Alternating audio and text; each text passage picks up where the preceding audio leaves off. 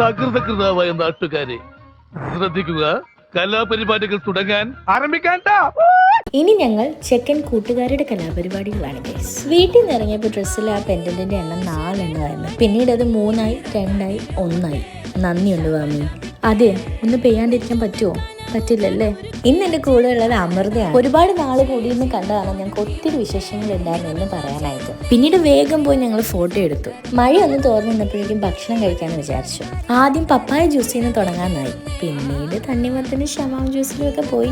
Chilli chicken with fried rice, appam with stew, കപ്പയും മീൻകറിയും ഇതൊക്കെയായിരുന്നു ഫുഡ്.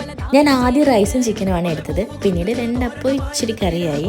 കപ്പയും മീൻകറി എൻ്റെ കപ്പ് ഓഫ് ടീ അല്ലാത്തതുകൊണ്ട് ഞാൻ അങ്ങോട്ട് നോക്കിയതേ ഇല്ല. ഇതെല്ലാം കഴിഞ്ഞ് ഐസ്ക്രീമും കഴിച്ചു. വാമി നല്ല കാര്യമായിട്ടൊരു ഐസ്ക്രീം കഴിച്ചിട്ടുണ്ട്. ഇതോടെ കല്യാണ വിശേഷങ്ങൾ തീർന്നിരിക്കുകയാണ് ഗൈസ്. അപ്പോൾ tata bye, see you soon. ചോദിച്ചു